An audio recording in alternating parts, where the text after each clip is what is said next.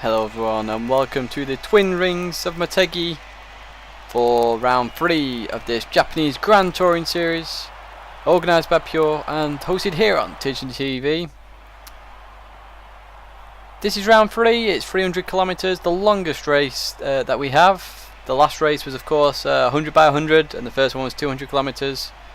So this is quite the endurance. We will see definitely 2 pit stops, maybe more. And a lot of different strategies, hopefully. Obviously the championship is really hotting up now with it being so close, and with that in mind, let's have a look at that championship right now.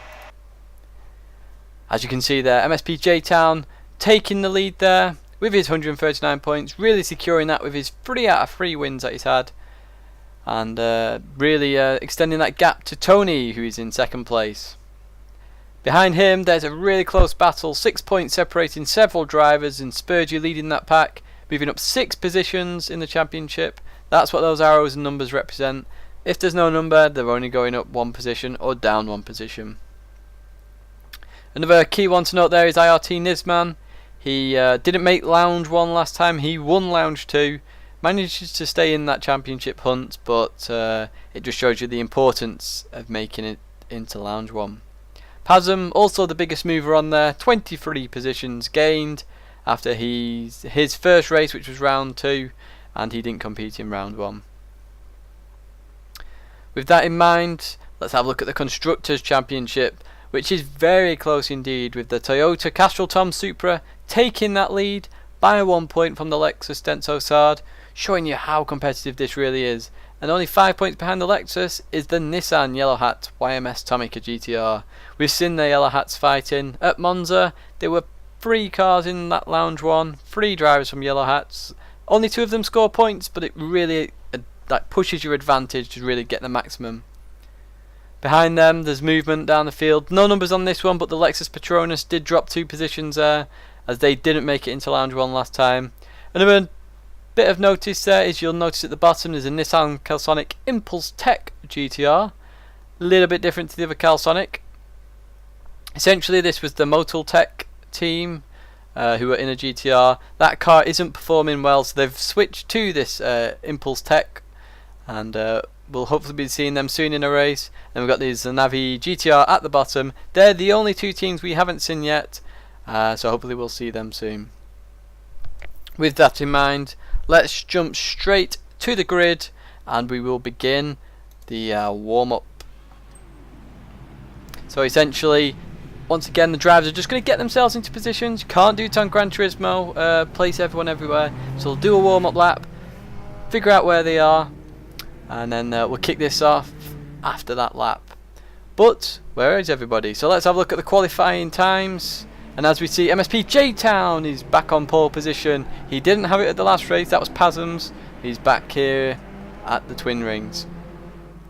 In 2nd place we have GTP Ghost Driver in his Castrol-Tom Supra. The arrows represent the championship movements, and of course the numbers represent the championship position, so he's gone up 2 positions. He'll want to capitalise on this further with his 2nd place qualification that he has got. IRT Nisman has made it into Lounge 1 this time. He didn't last time. He's in here. He's going to want to make sure he closes that gap to J-Town and all the other drivers. It's then followed by Spurgey, who's really pushing himself in this championship. He's really showing what he's made of now, and why he made GT Academy as well. We then have GTRP Muriel. He was a new driver in the last championship, didn't make it into Lounge 1, still gained 11 positions, but has made it in this one. So he's 31st in the championship currently. You'll see that number drop after this race. We then have Outlaw, our usual suspect there in Lounge 1, followed by Tony. Quite bad qualification, but it's very tight, as you can see there, only 3 attempts off pole. On row 4 there, he'll have a lot of making up to do to really try and close that gap to J-Town. We then have a new driver, not competed in any races yet, it's Costas B. He's a privateer, but he's racing the Nissan Celsonic GTR. Looking towards the bottom of the field now, we then have Skendigi, followed by Phaedrus. Phaedrus, remember, finished bottom of the results last time, in Tokyo, sorry. In Monza he improved, he's gone up 10 positions, he's now in 20th. He'll want to continue that run. We then have Loza, didn't make it into the last Lounge 1, he's made it back into here, he was going to want to capitalise on that, as will Hancock. We then have GTP JTV, 40th in the championship. He's 40th. and he's now in Lounge 1, so he will really jump up the championship positions. We then have TPE-Russ, who is in the Honda Vider Schmei. He is also a new driver in this championship. So we have some new drivers, we have some people back into Lounge 1, we have some people who've dropped out of Lounge 1, and we also have the main championship competitors as they approach the start-finish line for this Japanese Grand Touring Series. It's going to be interesting to watch and see who's going to take advantage of this. But it's MSP J-Town starting on pole position for this 63 lap race of the Twin Rings of Motegi here in Japan. Very fitting for the Japanese Grand Touring Series as they approach the line now and we get ready for the racing to begin. It's all very tense, and they are racing. Here we go, they are racing. We've got little bits of movement in the field with Tidgney and Phaedrus, but here they go. IoT Nisman's made a great move on Ghost Driver, showing the GTR strength straight away as they're fighting there for second and third position. But Ghost Driver had the inside there. Is Nisman going to come on the left hand side? He obviously must be running quite low downforce to really be accelerating that quickly. He's looking on the inside, but no movement there. Someone's outbrought themselves. Who was that? That was Muriel. Has made up lots of positions. This is the driver who is 30th in the championship. He's now up into 4th position. He's fighting with Nisman there. And we also have a look into the inside. Is he going to make the position on Muriel? He does indeed. Tony's looking to follow suit there. Tony has followed suit, and Tony moves up to 6th position there. So Muriel losing out there. He was in 4th, has dropped down to 7th. And now he's going to have Costas B, the privateer, behind him in the same car, but he is a privateer, he's not a part of that team. Then have Lazarus Kulanska and Diggy there with Phaedrus, Hancock, JTV and TP-Rush bringing up the rear. So look at the front though, is J-Town pulling out a bit of an early gap? He is, as his Ghost Driver, will just display the entire map so he can follow everybody in this race. So J-Town and Ghost really trying to push away from this field. So you want to push away just so you can have your own little fight. But Spurgey's actually in 3rd position here. I did not notice that. Spurgey's in 3rd position. He's going to try and hold off Nisman. Spurgey's really putting his foot on this championship. But Nisman's going to the inside for the sharp right-hander. And Nisman's got the position. Spurgey's going to have to come on the inside, trying to look for the cutback. He's got the cutback, but it's a left-hander corner next. Is he going to keep it? He's going to have to fight around the outside. He does keep it. What a great move by Spurgey. Had to really risk it a little bit there to remain on the outside, but Nisman gave him the room, and Spurgey got that 3rd position from him. Spurgey's going to want to try and catch Ghost Driver now. Obviously there's a long way to go in this race. We don't know the pit strategies either, so different setups are going to be different aggression on the tyres. That's all got to come into it, as we think Nisman might be running slightly lower downforce because he did accelerate really quickly off the line. But looking at the front, these first two, Ghost Driver and MSP J-Town, are really accelerating ahead of this field. Some really quick movements at the front. As we look at Ghost Driver now, coming up to this right-hander, trying to stay with MSP J-Town. Be very interesting to see if Ghost Driver goes for a different strategy, tries to stay with the same strategy, maybe take J-Town on the last lap. Oh, we've got somebody who's fallen at the back of the grid. That's JTV in a Supra there. That's unlucky of JTV. Supra is quite known for its grip, so it's quite surprising that that's spun. Maybe cold tyres, maybe just a dip of his wheel on the line there. We'll jump to the midfield though, as we look at Outlaw now under great pressure from Tony. Tony really needs to make up some positions to try and keep his position in the Drivers' Championship. Looks to the inside, but they're on a straight now, but Outlaw's going to have the inside. It depends on the acceleration of that Supra. Obviously it's got a bit more downforce, so we could be seeing... He's still gone the outside. Is he going to keep it? He's still on the outside. He's gone all around the outside on that hairpin. But I think Outlaw's going to have to come in behind now. It's still Tony and Outlaw. So it comes to this right-hander. Outlaw's got the inside. Tony has made the move. Tony has done that. Tony's now up to 5th position in this race. Very good move. Stayed on the outside for a very long time. He's now going to want to try and catch up to Nisman very quickly. We might see these three then break away slightly, because they do seem quite quick compared to the rest of this field. We'll have to see if Outlaw goes with them as well. Remember, Outlaw and Spurgey have been fighting in every race so far, so it would be quite good to see Outlaw go with Spurgey, Nisman and Tony here. But there are little gaps happening now. So we've got Muriel with Costas B there. Costas B being the privateer again. Muriel, one of the fairly new, well, he's new to Lounge 1 especially, but fairly new to the championship as well. So these two guys don't have as much experience as the other guys. So Loz has been to every race. few of the front guys have been to every race, and you just got to watch that. And Tony's made a move on this man there. Coming out of that left-hander, Tony made a move on the inside, and Tony's got a position up to 4th position. Tony's really showing us here why he's 2nd in this championship. And we'll see what Tony can do now. Spurgey's trying to break away there. Spurgey's actually got a bit of a gap, actually. Be interesting to see how he handles that. Ghost Driver looks like he's on the map trying to just stay with J-Town. J-Town still got that gap though. And we're only on lap 4 here of 63. It feels like I've been commentating for a while already with all this action kicking off really early on. As you can see there, the leader's up there already at the hairpin. Spurgey trying to catch them up, followed by the rest of the field. As we look a bit further down, it looks like there's a few bits of battles going on down here. As Muriel's still quite close to Outlaw. Remember the GTR? It looks like Outlaw's very close to Nisman actually. Is Outlaw going to make a move coming down? He looks to the inside, he's showing his nose. Pulls back again behind Nisman. So this is where he's got to pick and choose. That GTR's got very good straight line speed. So he's going to have to just maybe just try and find a few corners where he could try and gain that advantage. So they come onto the back straight here now. As they now come to finish lap 4 and go on to lap 5 of this race. Not so much tyre degradation at the moment, so we don't know what the tyres are going to be like. They're definitely going to have to pit for fuel at some point in this race. So they come in that first corner. No movement there, but Tony did look like he was catching Spurgey, and he has caught up to Spurgey. That's been very quick indeed. Tony's really on a mission here. So he comes around the left-hander there, double left-hander this. Got to be careful on that middle point of the corner. Dip your tyre in that, you're going to spin out. Same on the exit of the second left-hander there. That's probably what happened to JTV. Probably put a tyre slightly off, and that's probably caused his spin. But we're just watching Tony now. See if he can make any moves there on Spurgey. Very interesting to see. Spurgey looks like he's pulled out a bit more of a gap again. So that Supra looks like it's actually done the opposite effect in this race. And he's very slidey. He's doing a bit of a drift. And he's caught that back up again.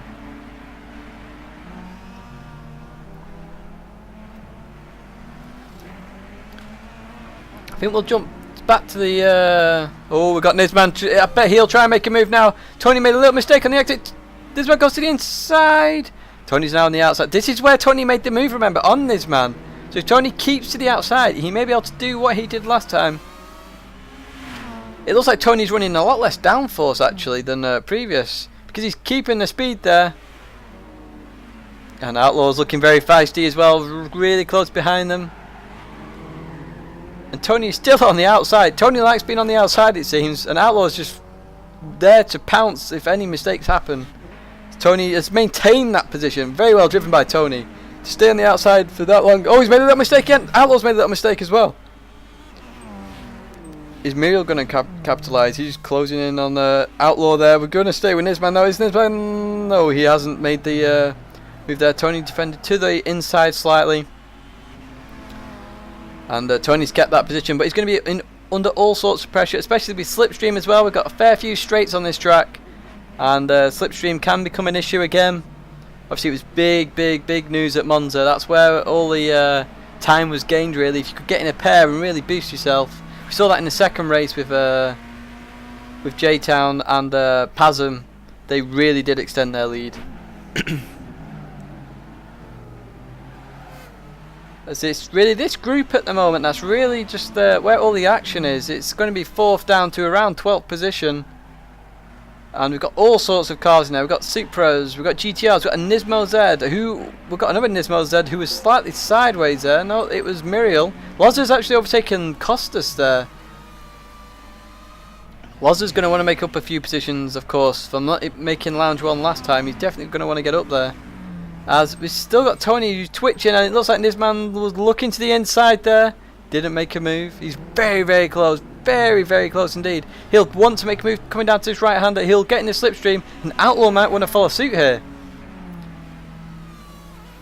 So as we come down to this right-hander, Nisman looks to the inside. Outlaw's already on the inside. He looks like he was abandoning the slipstream there, just to try and make sure he didn't come too close. This man's on the inside. Tony's still on the outside.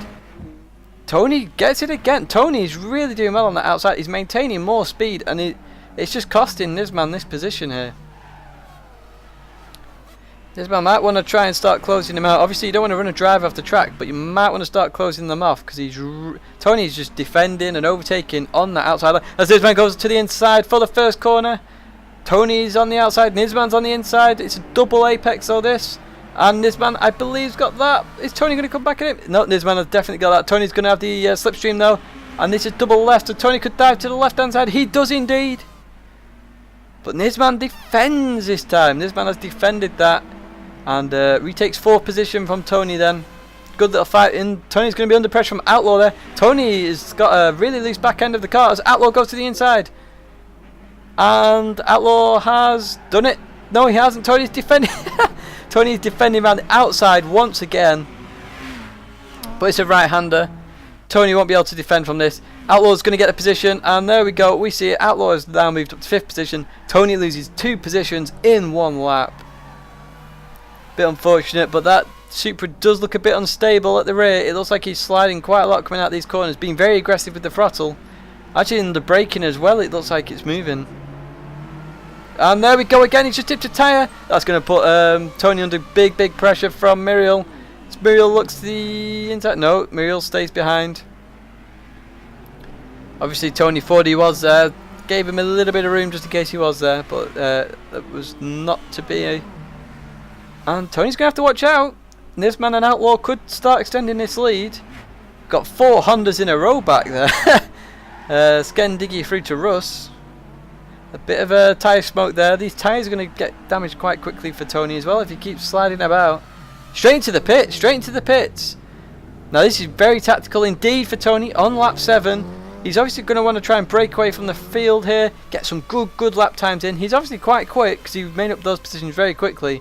And then he's going to want to come out ahead, do the cutback in the pit stops, and hope that this strategy actually works. So that's the first pit stop. He's definitely going to have to do 2 more. There's no way he could go to the end of the race just on another stop after this. So you'll have to see what he does. Very clean pit stop and loads of breathing space according to that map. We'll jump to Outlaw now, who's behind Nisman. Looks like those two are breaking away from the rest of the field. Looks like Muriel's now the key one in this battle with the rest of the pack. It's a bit like a cycle race. We've got the big main group, and then we've got little breaks happening here and there. Spurgey's trying to keep up with Ghost Driver and MSP J-Town up further ahead. It looks like MSP J-Town's got a bit of a gap now to Ghost Driver. J-Town is really showing us why he's leading this championship, and it could be 4 out of 4 the way he's driving at the moment. 4 wins out of 4 would really put his position in the Drivers' Championship right there. He's doing a Vettel in this Japanese Grand Touring Series. But we're following Muriel at the moment, who's under pressure from Loza is cool. Loza, remember, in the first race in Tokyo, was fighting quite hard with his teammate GM Matthew. GM Matthew isn't in this race. Loza is in this race, so Loza's going to want to capitalise on that a little bit. You know, the inter-team battle, you want to beat your teammate all the time. That is one thing you definitely want to do. So as we come round, we've got Outlaw, who's really going to start closing in on Nisman here. It's going to be very interesting indeed. It's whether they slow each other up or they then help each other pull away from the group with the slipstream. But no, Outlaw is definitely going for the fight. Outlaw's going for 4th position. He's done the 4th position. He's now got to maintain this on the inside. Double right. And he has done indeed. There you go. Outlaw making that position up into 4th. But Nisman's going to come straight back at him as he comes down to the double left-hander. As Nisman looks on the inside. Oh no, Outlaw has defended that. Very well played there. Nisman looks a bit cautious at the moment. It looks like he's a bit rusty with battling at the moment. He's been very cautious, not diving in. Still good, there is a long race to go. Actually, Muriel's really caught up to these guys. While they were fighting, Muriel's just done an amazing first sector because he's pulled away from Loza and he's actually right behind Nisman. It's what they're going to do here as they come up to this left-hander. It goes into a fast right as well. You'll remember this part of the track from GT Academy 2012.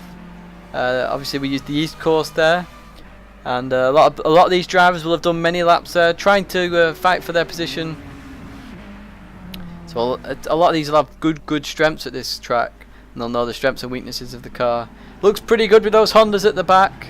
But we would like to see the Hondas making up a bit of positions. Obviously they're there. We want them up further near the front, fighting with the Lexus, fighting with the Supra, fighting with the Nissans. That's what we want to see.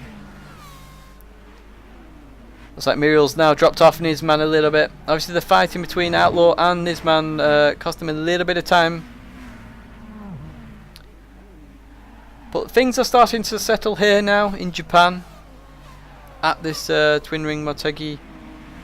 And it's really now just a battle between these GTRs at the moment. The leaders are still line astern with MSP J-Town and Ghost Driver. And I think we'll jump to them now. Let's see what they're up to. Up near the front. Tyre wear looks very good. Fuel looks very good. As you can see, they're over a quarter, which tells you they will need to fill up again. But it's all about how much they fill up. Remember, when you fill up with petrol, it's 0.6 seconds for every litre you put in. So you've really got to work out how much fuel you actually do need. So this is a constant strategy for these drivers. Obviously, if you're in slipstream more, you're using more speed and more fuel essentially.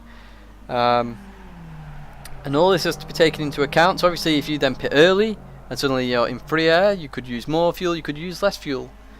It's all about how the GT fuel works really, and then how you adapt your strategy. So you're always thinking on your feet while also racing constantly at high speed.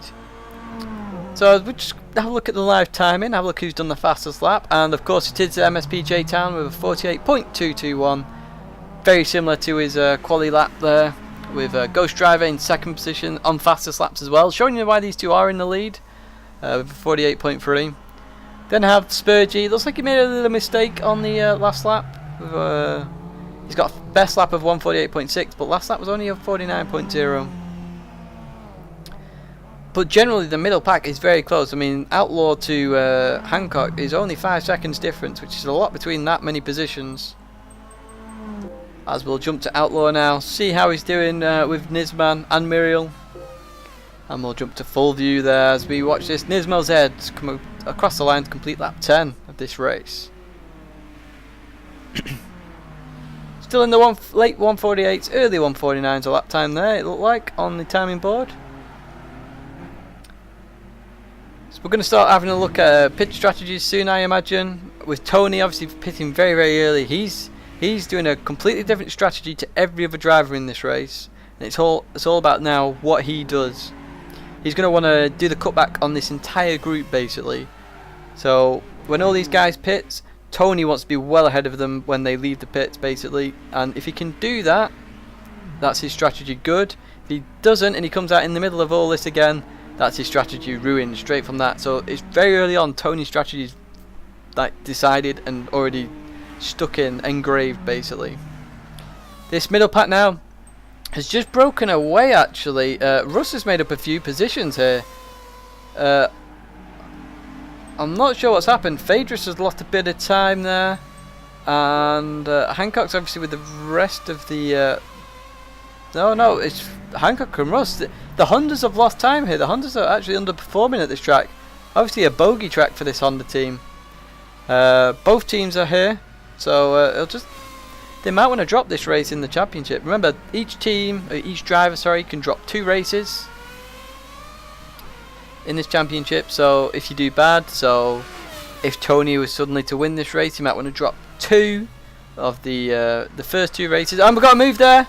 That's Russ looking at Hancock, came back in, very unstable as he moved out though. The rear was all over the place. But as I was saying, if Tony won this race, he might want to drop the first 2 races. That way, sort of a fresh, this is sort of like race 1 for them for Tony, and he can just win all the other races.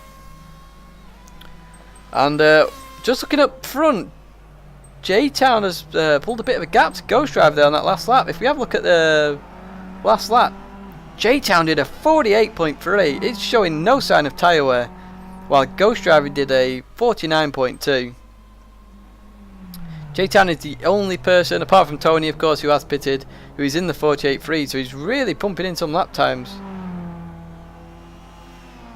Amazing stuff there from J-Town, and he's really going to start to push out now.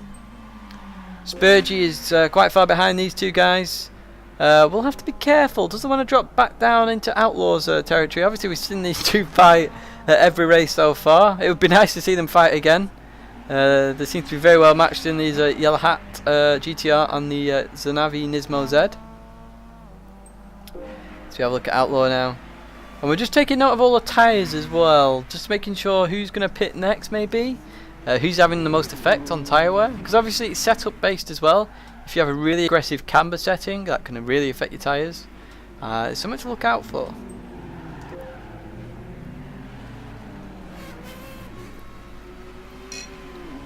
Apologies there, I was just having a drink.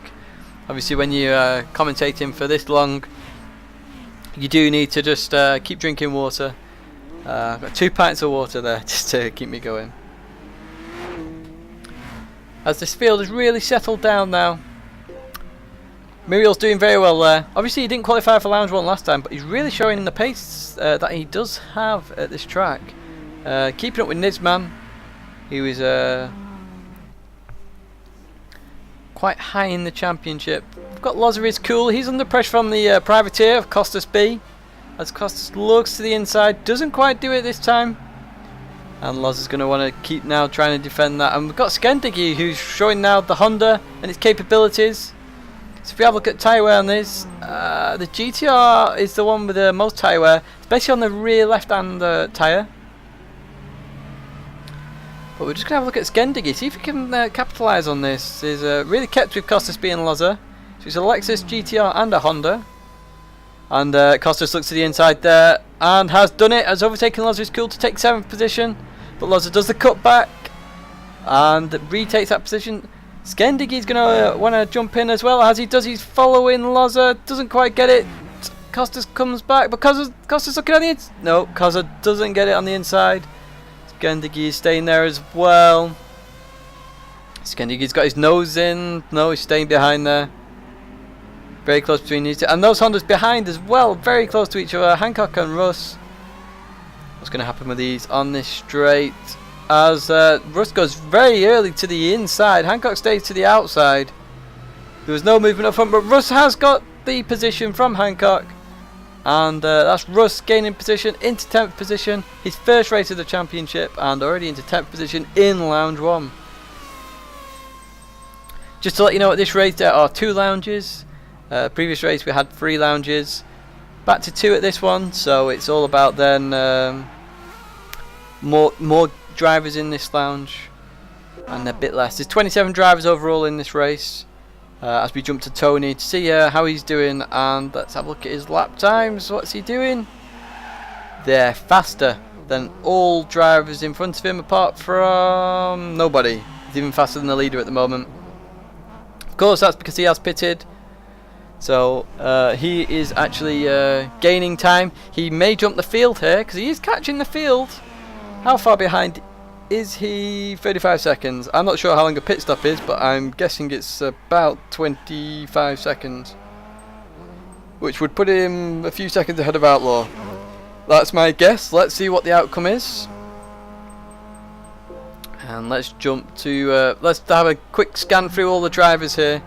So we've got J-Town, nearly a quarter on tyre wear, and nearly half on fuel.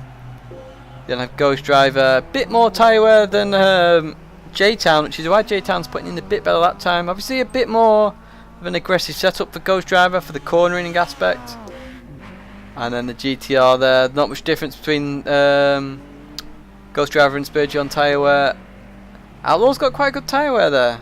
Outlaw could be one to watch here. Could go maybe for a lot longer strategy, pit one time less and gain a few positions. Could be something to look at. Nitman's rear left tyre is really down compared to the rest. I imagine he'll be pitting fairly soon because that'll be slowing him right down. Of course this is a clockwise track, so that's the tyre that would be taking the most effect, especially as it's a rear wheel drive car, this GTR. Obviously the road car is normally 4-wheel drive, the GT car isn't. I believe so anyway. The GT3 car's that way. Then I have Muriel. Bit better tyre wear on the rear right tyre actually for Muriel. So that'll be interesting to see how that has an effect versus Nizman. Obviously Nisman was fighting hard at the beginning, so that's probably taking a little bit more out of his tyre wear. That Lexus of Loza has really good tyre wear there. You just saw all the tyres jump up in wearability there, so Loza could be one to watch out for a long strategy perhaps. Behind him, the privateer Costas. It looks like he's gone for a very soft strategy with suspension, because his tyre isn't half as bad as the other two GTRs. And he could be going for a long strategy. But these three are really battling at the moment. We'll have to keep an eye on these. And Skendiggy's really... And he has better tyres actually. Skendiggy has better tyres, looking at that. His front right tyre especially is better than the others. Russ has pulled a bit of a gap to Hancock there. Russ showing us what his Honda does there and what he's capable of. It's his first race in this championship and in Lounge 1, and he's made up a fair few positions. Then Hancock there. Just the front left tyre is a bit more wear on Hancock. We'll have to see how that goes. We then have Phaedrus. He's got the same sort of wear as Russ. So these Hondas close together. Then have JTV. It looks like he's catching up to these Hondas. He made that mistake earlier on, and it looks like he's catching up to them. And then of course we have Tony, who will have nice clean tyres as you see. And he's the one pumping in the laps. Actually, I believe he's probably just done the fastest lap of the race, or very close to it. Oh, it's the previous lap. So he's done a 1:48.117, and he's still racing around in the very low 48s. Shows you the sort of pace now, because everybody else is in the later 1:49s. He's definitely going to jump the field here, is Tony. This could be a strategy that does pay off. But we're going to jump to Loza is Cool. This is where the battle is at the moment. Loza is Cool, Costas B and Skendiggy in for the race of their lives, as we're only a quarter of the way through this, and they've got all this battling still to go to find out who does get this 7th position. Maybe go a bit further up if anyone makes a mistake. A bit further up we've got Muriel and Nisman, is it? Oh no, it's the opposite way around. It's Outlaw and Nisman. Outlaw was initially pulling away from Nisman, but Nisman's pulled him back a little bit. Maybe a bit of help with Slipstream there, that's helped him. But it looks like they're both catching up to Spurgey actually. Now this will be an interesting one. If Spurgey's caught up after all that time he made up on them, this will turn into a three-way race, and then the podium position is up for grabs for these drivers. And they're definitely catching Spurgey. They are definitely catching Spurgey. So Outlaw and Spurgey, this could be round 3 of their battles. Or you could say round 4, because it was 2 heats at Monza. But we'll call it 3 rounds, 3rd round, and I definitely want to see a 3rd round between those two guys. They've had some awesome battles so far, and we want to see more of that. As we look to the back of the field now, Tony has already moved up on Russ. Russ has made a mistake somewhere, and now he's going to be catching up to JTV.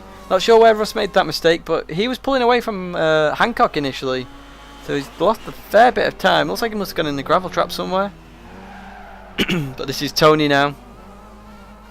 He's coming up to his teammate next, JTV, who is around 40th in the Drivers' Championship, so really far down, and he's just going to shoot up the points after this race. Even if he comes bottom of this field, he will still gain a load of points. We'll have to see what he does as he approaches JTV. Maybe JTV will let him go.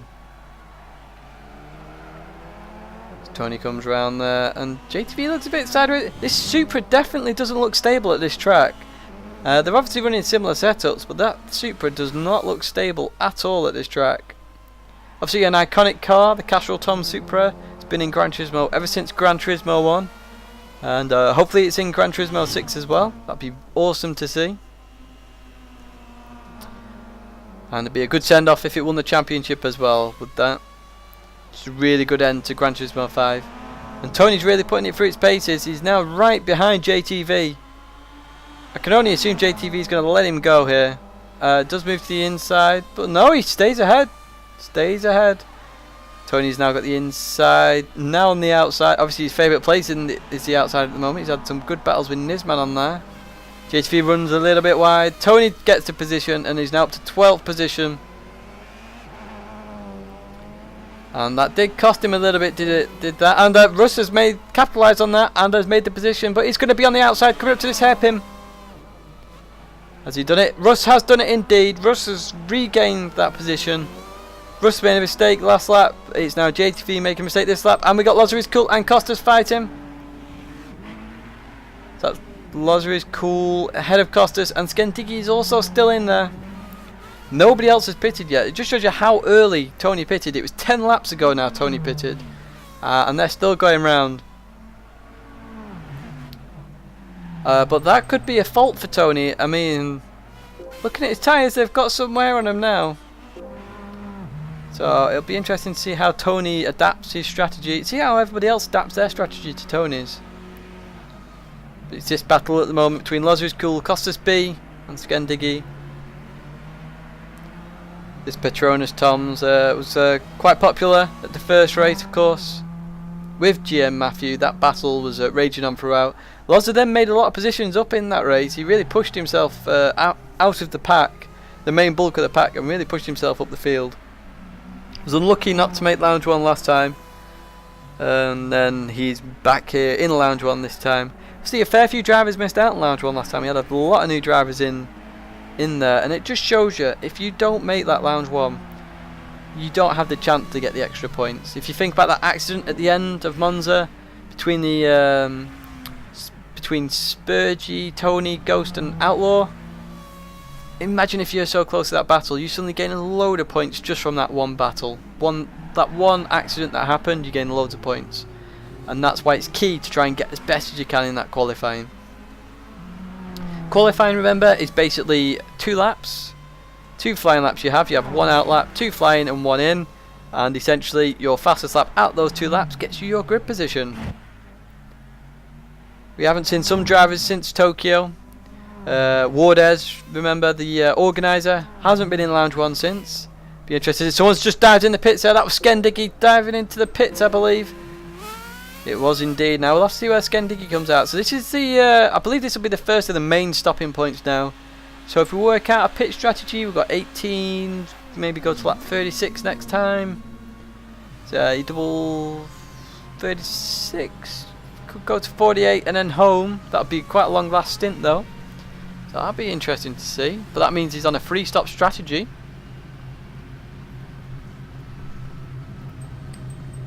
As we also have JTV in the pits as well. And we'll see how Skendiggy does with fuel. What's he doing with fuel? As you can see, in a very long time with fuel. Doesn't feel full. Feels nearly full, but not fully full. That's a lot of fulls in a sentence, but he definitely hasn't filled full. What's JTV done? JTV has filled up a lot less. So this is also another little strategy that could be brought into it. Imagine you're in the pack, or in a battle with somebody, and you pit. You might not want to put in all your fuel now, because you might then be able to gain all that time, like in open air, out of battling, by filling in less and then filling more later. Definitely one to look at there. And we've got Costas B. I saw this on the map briefly, and Costas B has made a move on Lazarus Cool. That's Costas B up to 7th position, the privateer, showing us what he's got there as he comes onto this back straight. This is obviously the main straight for the east course, but this is the back straight for the full course, which we're doing today. So Costas B there, making up a position on Lazarus Cool. Lazarus going to want that back, he'll be fighting hard, and remember slipstream could come into play here, as we got somebody pitting up ahead. That's this man. That was a good click that was by me, because I wasn't sure who that was, and it was this man. So we'll see when this man comes out. You should have a bit of clean air. Nobody else is pitting at the moment. So of course, Skendiggy, JTV and Nisman all on the similar strategies. And as you can see, Tony has gained all that time on Nisman. Remember, Tony pitted very early on, and he's now on the back of Russ and Phaedrus. And Phaedrus runs wide in the gravel, and Tony makes up another position into 9th position. And his next target is going to be Hancock. But we'll have a look when Nisman comes out, and he's way, way ahead of Skendiggy there. But if you look on the map, that's where Nisman is, that's where Tony is, And remember, Tony wasn't even battling really with Nisman. He lost out on a bit of time. Lost about a second and a half earlier on in the race, and now he's gained that full straight. That shows you how much time he gained from strategy. The strategy is really going to play a part in this race. As he approaches Hancock now, he'll want to overtake him as quickly as possible because there's a lot of free air after this. And the Hondas aren't doing that well at this one, so he definitely wants to overtake him. Good place to catch him actually, as he'll come onto this little straight here, going up to a hairpin. Can use all the slipstream and then probably go on the inside. We'll see what he can do. Not close enough, but he's got the back straight coming up next. Bit slidey as he goes in. You can see the understeer of the car as well. Bit oversteery on the exit, and now this is where he's going to have to try and make the move. He's close. He's very close. Is he going to go to the inside? He's not close enough. And that's to pull back in. And he pulls up very close behind. Very close in to break him. And he's done the move on the inside. Hancock ran a little bit wide. Tony got the inside and has instantly moved up. And Hancock goes straight into the pits there. That's why he must have let Tony through then.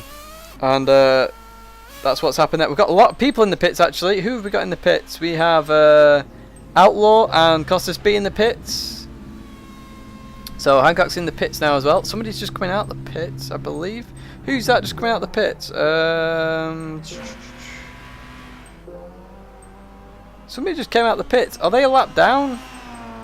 Okay, I'm lost on positions here. Oh, it was Outlaw, sorry. It was Outlaw coming out the pits. So Outlaw has lost out to Tony. So we said about Tony's early pit strategy, and he's lost an entire straight. But obviously Tony might have to pit again. But if he pits again, he gains that time. I don't know how long that straight takes. Maybe 10 seconds. Maybe if everyone stops 3 times, he has to stop 4. He could gain 30 seconds. That's the pit stop. That's all you got to do. So the field has really opened up now. Everybody is everywhere. We're just watching strategy come into real big effect. We'll have to see when the leader's going to pit. We'll jump to the leader now, see what he's going to do on this lap. His tyres are very low now. They're all on approaching half. Is he going to pit, or is he going to carry on? He pits. There we go. That's J-Town. So 21:32, 21:42.63. So this is a two pit stop strategy for MSP J-Town. As he comes in the pits now. His Ghost driver follows suit, as does Spurgey. So all these are on very similar strategies. Who's next on the... Muriel. Muriel doesn't pit. Muriel's going to take the lead of this race. First time in Lounge 1. And first time in the lead of this race. Lots of his coolers coming to the pits as well. And Tony's going to go from the back of the grid when he made his pit stop to the front of the grid. Just behind Muriel. But obviously Muriel's still got a pit yet. Tony could go on for a fair few more laps yet. And we could be seeing Tony actually take the win here. This would be very interesting to see with this strategy. Russ hasn't pitted yet. He's still got quite good tyre wear in the front. Russ could go for a one-stop strategy, or at least try to. One stop would be around lap 30, 31, 32. So he'd have to go 9 more laps yet. As there's still somebody in the pits there. Who is that's Lazarus Gull. He's really filling up there. So Lozzard was fighting with Skendiggy and has come out a fair bit behind Skendiggy, but Skendiggy hasn't put as much fuel in. That's very interesting that. So Skendiggy's made up a position there, and it'll be interesting to see what happens there. Costas B has not put hardly any fuel in, and he's made up a lot of time on both of those drivers because he was fighting with them as well. Costas B making up a lot of time there. He's actually with Nisman, and they weren't on the road initially together, so that showed you how much strategy is definitely coming into play. Costas B is hardly filled up at all. Obviously his big fuel is going to be on the next one, and that's where he's going to lose time. He obviously thinks we've got a battle up ahead actually. Russ, J-Town, the leader, and who's that behind? It's Outlaw, and Outlaw's pitted. So J-Town and Outlaw are right together. Outlaw hasn't put any fuel in either. Or he's only put in a little bit. So Outlaw is now fighting for the lead. Now we did say watch out for Outlaw earlier in the race. And this is why we said watch out for Outlaw. This could be very interesting indeed. It goes very close to J-Town there. As they carry on. Muriel hasn't pitted, Tony hasn't pitted, and they carry on round. So I'm very interested to see how Outlaw plays this now.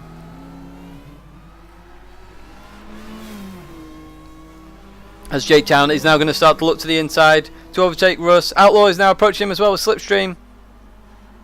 And J-Town gets it. Looked like he gave him a slight little tap on the front end there to say, I'm in the net lead, let me through. But Russ has every right to defend there, as Russ is now going to be under some real big pressure from Outlaw. Outlaw goes to the inside, has to pull back in. That Honda's got some speed. And as they now come to this long right-hander, Outlaw's going to have to play a bit of strategy here. Russ is actually getting in the way of this. Very interesting to see.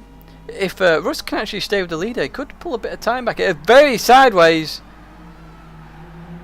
Well, made a big mistake there. Obviously the tyres are going off here, and it was very sideways indeed. Outlaw is trying everything he can to get by to obviously stay with the leader, and Russ runs very wide and spins the car. He spun. Hopefully not too badly. As Ghost Driver is next on the road, and Ghost Driver gets an easy overtake there.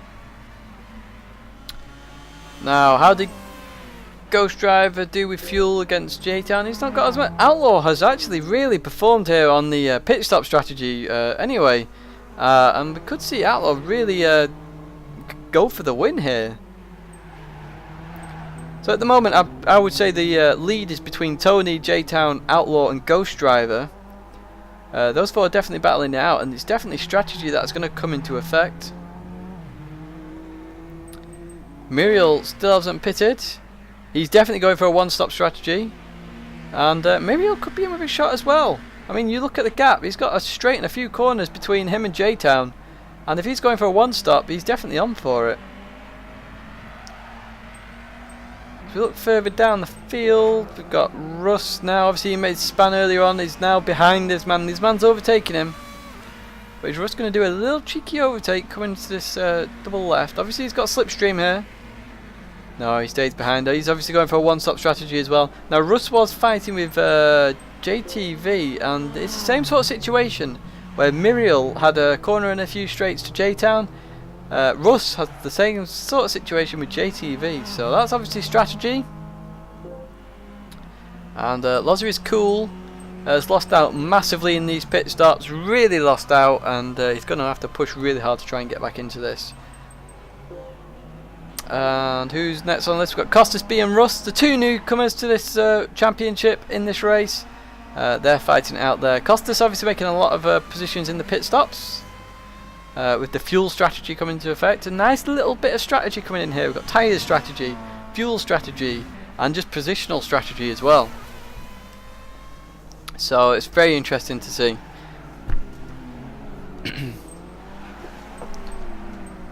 Sorry if you just heard the keyboard there, that was accidental. As we're on the back straight now with Russ, under pressure from Costas B. Costas B goes to the inside and has made that position, I believe. He has done under braking, he's going to keep that position. Russ goes around the outside, but Costas B is still on the inside. Russ has defended that on the outside with really bad tyres, that's very well played. And he stays out. Russ is definitely going for the one-stop strategy, as is Muriel. But it's J-Town and Outlaw. This is going to be a very interesting race to watch between these two. Outlaw is keeping with him as well. It looks like Outlaw's actually catching him as well. Whereas Ghost Driver was just hanging on with J-Town. It looks like Outlaw is actually catching him in this Nismo Z. Could maybe go for a move on the straights. We'll have to wait and see.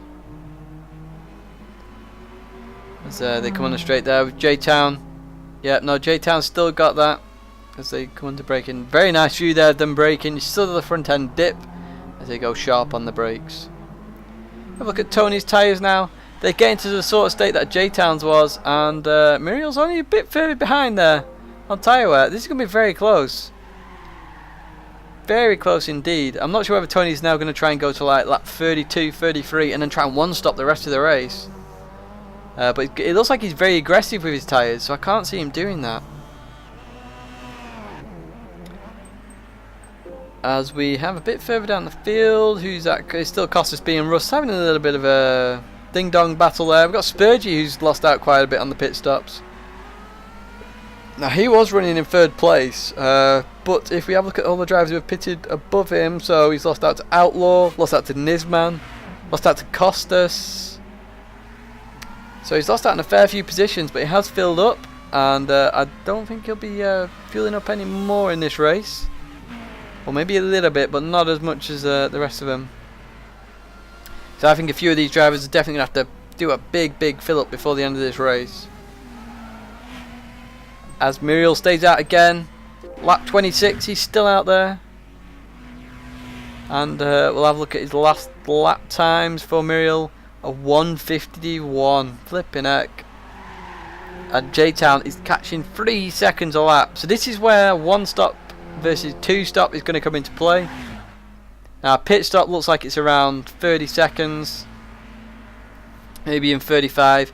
And he's losing 3 seconds a lap. Now if it's only 10 laps, is 1 stop going to be better? I think it probably will be actually. If you can maintain it's just 3 seconds, I think a 1 stop is probably going to be the quickest strategy here. That'd be very interesting to see. Obviously that 1 stop that he's going to do is going to be a very long pit stop, so he's going to have to put all the fuel in, obviously change the tyres, and then he's just going to have to be careful. When he comes back out, he can't be pushing so hard. Just gradually build the tyres up, and then see what you can do from there. So we've got to fight a bit further down the field. It's Spurgey on Russ now. Russ, the other 1 stopper. We'll see what Spurgey does as he comes around here. Spurgey's obviously going to want to get past as quickly as possible on very fresh tyres. And obviously a long way to go before Spurgey actually even pits again. Now as you've probably seen, we've only got 1 yellow hat this time. In both other races we've had 3. So the yellow hat's only got one scoring points in Lounge 1. So they're going to drop out the championship hunt a little bit. Remember, they are 3rd in the championship behind the Lexus and the Castrol Tom Supra, which is obviously going to increase its lead, I believe, as the Lexus of J-Town, none of his teammates are in this lounge, so that Supra is going to gain a few more points on that. Spurgey is looking on the inside. Russ made a little bit of an error, ran wide again, and has lost out to Spurgey there. So Spurgey gaining 8th position in this race, and it looks like we've got a bit of movement up the field. Oh no, thought that was 2 arrows there. It's just 1, and the Outlaw's just trying to keep with MSP J-Town at the moment. Definitely not doing it, but he's got a faster lap time. He has a faster lap time. So definitely pace with Outlaw in that Nismo Z yet. As Tony is slowly catching up to Muriel, and MSP J-Town is catching both of those up. It could be with a 3-way battle as they come up to the pit stop windows. Can really see Muriel feathering the throttle there, going around that fast bend. You can see him just not using 100% brake, not using 100% throttle, just trying to get it round smooth as possible. The least tyre damage there is, more the tyres will last. As you see there, the top 4 on this back straight, nearly halfway into this race, and they're all that close together.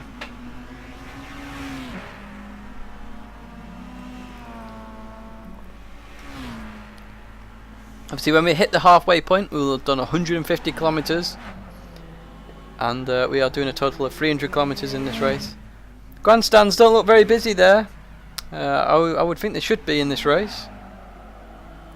But a little less action than the previous races. Obviously the heats will generated a huge amount, and Tokyo very close action because it's like Monaco, so it's very close together. Now it being at track, the teams are spread out a little bit. The drivers are spread out, but strategy is really coming to effect. Tony is now going to come under pressure from MSP J-Town. This is first and second in the Drivers' Championship. Tony being second in the championship. But Tony has to pit again. MSP J-Town has to pit again, but it's whether Tony has to pit twice is the question. If it remains at 1 each, then Tony is in with a shot of winning this race. If he has to pit twice, then he's definitely out of that. Outlaw, as mentioned earlier, is definitely in with a shot of winning this race.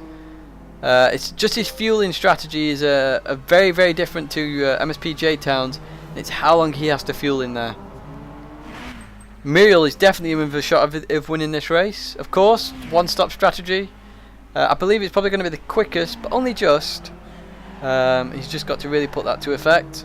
As we're going to look at the Tony and MSP J-Town battle. These two obviously close rivals. MSP J-Town looks down the left, doesn't go for it, shows his nose, says to Tony, I'm there, I'm about to overtake you. Oh, he runs a bit wide there. So being a bit aggressive, saying I'm there, and then ran a bit wide. Got to be careful of Outlaw. Outlaw is right there now. And Outlaw could capitalise on this, overtake both of them, and take pretty much the net lead of the race if he wants to. MSP J-Town down the inside. Doesn't quite do it. That Supra's definitely got a lot more straight line speed this time, and Outlaw just backs off a little bit. It's J-Town on the inside, Tony on the outside, and J-Town gets that position. How often in this race have we said Tony on the outside, and it's capitalised for Tony? This time it hasn't, and that means J-Town now gets. Muriel's come in. I did not notice Muriel come in. He's coming on lap 28. Which means he's going to have a very, very long final. He can't go to the end of the race, surely. We'll see where he comes out. He's going to come out at the back of the field, I believe. But we're going to jump to Outlaw actually, because Outlaw is all over the back of Tony. He's going to this back straight. Outlaw's going to want to do it here. He wants to try and stay with MSP J-Town. If he uses the slipstream, he might be able to, but J-Town's really pulling out a gap really, really quickly. Outlaw looks to the inside, doesn't quite do it. And Outlaw is still stuck behind Tony. Tony's going to want to defend this. Obviously, Tony's racing Outlaw for position. Obviously, they both have to pit again, at least once. And Outlaw's to the inside. Outlaw's done it. Great move by Outlaw. He used the momentum, got on the inside, and has overtaken Tony for that second position. Outlaw in second position when he was much further down the field earlier on. Great to see that. As Outlaw comes onto the back straight, and where is Tony? Tony's lost a bit of gap. Obviously Tony's tyre wear, if you have a look, is a lot worse because he pitted on lap 7 of this race. It's now on lap 29. He's going to want to go a few more laps yet before pitting, I would think. But we'll just have to wait and see. So Ghost Driver's a bit further behind. He's looking very good for a podium finish. Not on for the win at the moment, but we don't know what's going to happen in the rest of this race. We have Nizman in 5th position. He's going to want to try and get as many points as he can, as he did lose a fair amount of positions in the championship previous. He did well at Tokyo. He came 3rd in Tokyo. He'll definitely want to keep up that sort of roll going. Look a bit further down the field. We've got a bit of a battle going on between these Hondas. It's 3 Hondas together once again. Russ has really lost out now. That one stop definitely isn't working out for him. Is he going to pit this time? No, he doesn't. He carries on again. And it's Skendiggy leading the Hondas out of that corner. 1, 2, 3, and the F1 sounding cars drive by there. But Hancock and Russ both run a little bit wide there. Russ is obviously all over the place because he's got no grip left. He's essentially running on the metal that runs in the tyre. He's essentially running on that, so you'll see a lot of drifting happening from him. I see a lot of power coming from these cars. You can tell by the sound of the engine that he's putting a lot down, but there's just nothing to put it down to. And as you can see from the gap, he's instantly lost a ton of time to Skendiggy and Hancock, who are both fighting.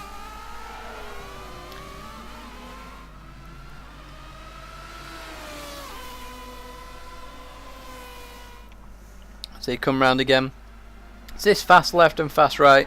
It's quite a weight transfer in this corner. It's sort of you do one and then you fling it the other way, and you can have the rear just bite back at you a little bit. So it's something to watch out for. Just looking a bit further back, JTV's made up a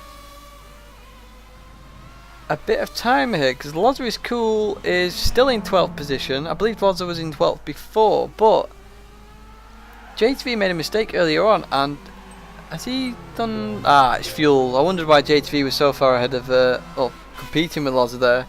Loza obviously put a lot more fuel in than JTV, and JTV is going to have to put a lot more in.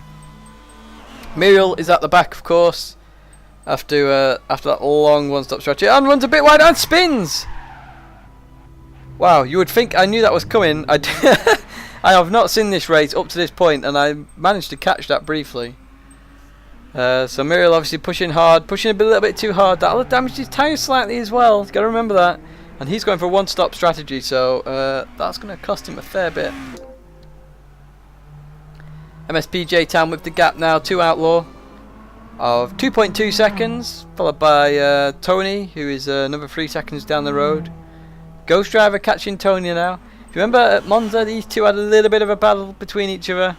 A little bit of contact as well. It was on the Grande curve, or Curva Grande should I say, sorry. They had a little bit of contact. They sorted themselves out and they had a really cracking race until that accident on the last lap at Monza. But it's Ghost Driver catching Tony.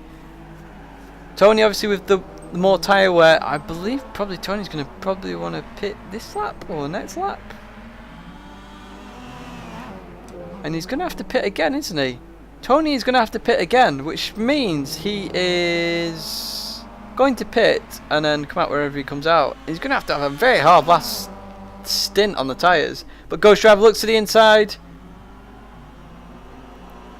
And Ghost Driver definitely gets that. Brakes far later. Takes a position off him. Ghost Driver back into third position. He was in second before the pit stops. Is currently in third, but Outlaw did get a lot of time on the fueling up a lot less in the pit stops. As Tony's probably going to want to follow Ghost Driver now. Try and maintain as much speed as you can. Use the slipstream. But obviously you can't go as fast in the corners, so just stay with him there. And Ghost Driver's just going to not want to get into any battles. Really try and make up a bit of time on Outlaw to try and get that second position back off him. Jump a bit further down the field. We've still got GT5 and Loza down there. Russ has finally pitted actually looking at this, and Russ is way at the back of the field now. His one-stop strategy really not working out because he is miles behind Muriel, and he's actually going to be the first car to be lapped in this race, I believe, because that's the leaders coming up to him. But we'll just keep a watchful eye out on that. We don't know what will happen with the back markers again, obviously. Russ's first race, he might not notice them come up. I don't know much about Russ. So it's nice to see he's racing in Lounge 1 here. And nice to see what he's doing. So then we've got Muriel, who was also the one stopper. Now Muriel is on for a good shot at some decent positions here. He's just got to drive carefully. Doesn't want to push too hard. Just drive very careful laps and then see what you can come up with at the end. As you can see there, that's how long the pit stop took for Russ. 1 minute plus a fair few seconds there, as his last lap was 2 minutes 56. Shows you the time he lost there in the pit stops. And that's all fuel as well. As we've got a bit of movement there, that's Tony and Nisman fighting. Tony and Nisman. Obviously they were fighting earlier on. This is where they were before sort of Tony pitted really early. And Tony's still carrying on. I think Tony's going to try and eke this out to try and get himself back on a similar strategy to the rest of the field, which would put him, going to have to go till lap 38, I would put it around. I know that's a bit earlier than the rest of the field, but it means the strategy evens out for him a little bit. But that's going to put him way down the field. He'll get overtaken definitely by Costas B and Spurgey, possibly. Spurgey's a bit further behind than that, so that's something to watch out for. But yeah, nah, Tony's going to lose a fair few positions, trying to get back onto that two-stop strategy with the rest of the field.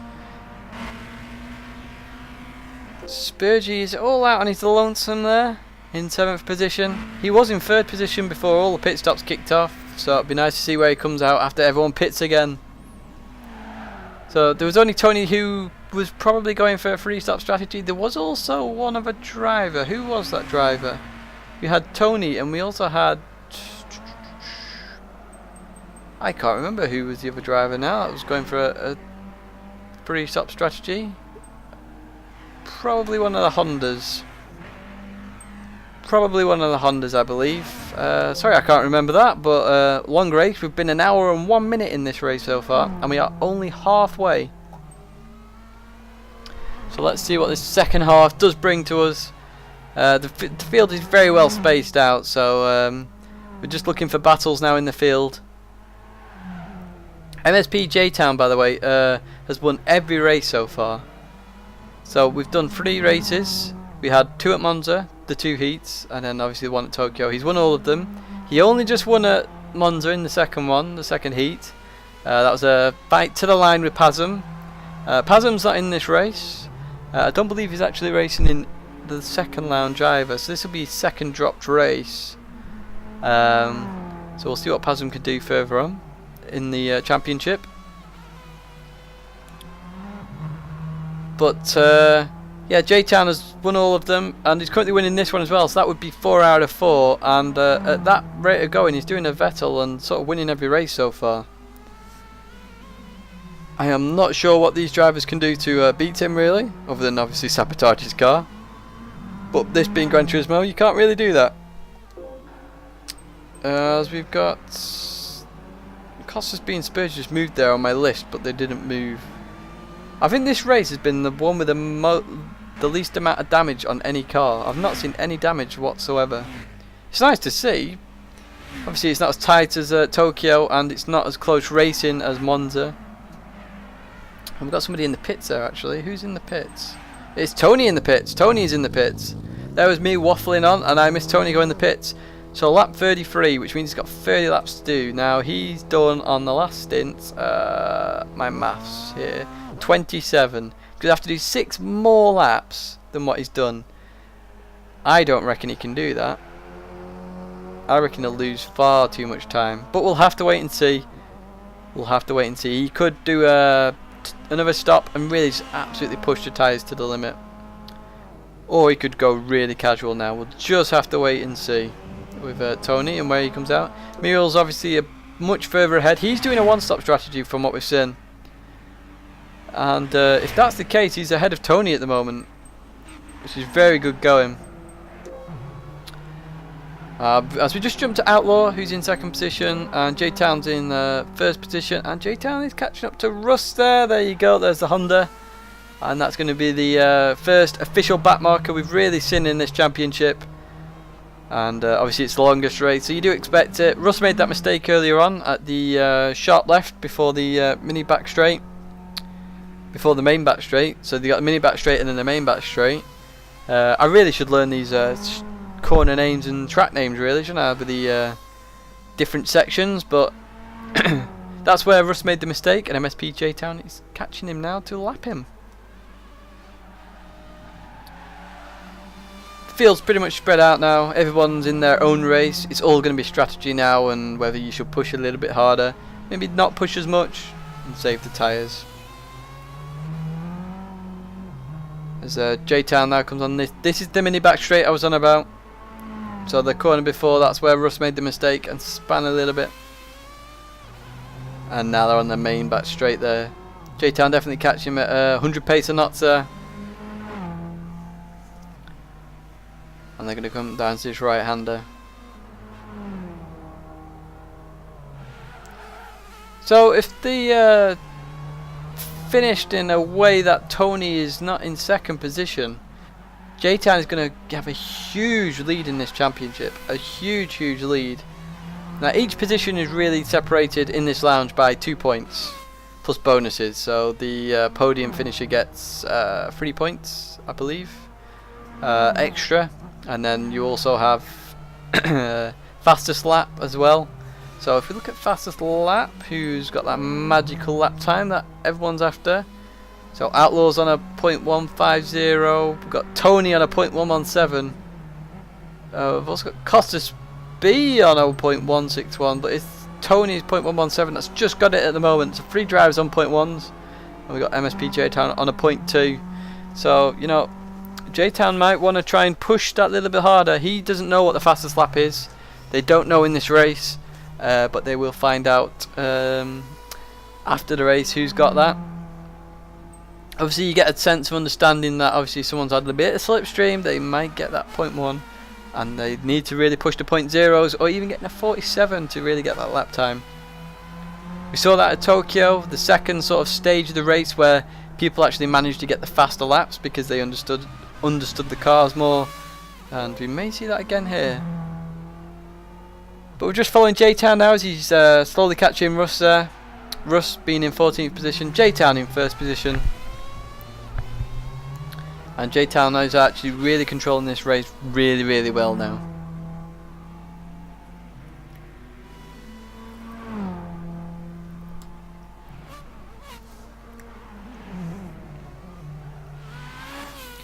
Obviously, if you've been following the series, you'll notice that the highlights have been coming out a couple of days after the race, and it's a good opportunity there to maybe just recap what happened in the race. It just sort of gives you a quick glimpse into what happened, and they're usually no more than 12 minutes in length to really just cut the race down and just give you the what really happened in the race.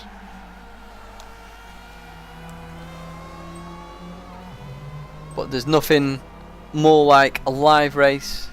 I'll say this is live. I've literally never seen this race. I have no idea what the results are. I literally get sent the replay. I do the graphics for the qualifying. I get told the qualifying, and obviously I've got my own little spreadsheet for the championship, so I can follow that. And literally, this is what you have. You have me commentating. Obviously, this is the 3rd round of the Japanese Grand Touring Series, organised by PURE, and obviously you're watching it on Tidgney TV as we watch J-Town, our current championship leader, and going to, at this rate, continue to lead this championship because he's really opening up a gap to Outlaw. And then Ghost Driver looks like he's actually catching Outlaw. Let's have a look at the live time. He is. He gained 3 tenths on that last lap, and Ghost Driver want to catch him, because Ghost Driver, has he got a little bit more fuel? He does have a little bit more fuel, so he can fuel a little bit less on this next pit stop and actually jump Outlaw. Outlaw's on for a good 3rd position though, as Nisman is being caught by Costas B. That privateer is really pushing hard. He's doing very well for his 1st race in this championship. Obviously he'll want to drop the first 2 races and just absolutely push himself through this championship to basically, you know, get up there really.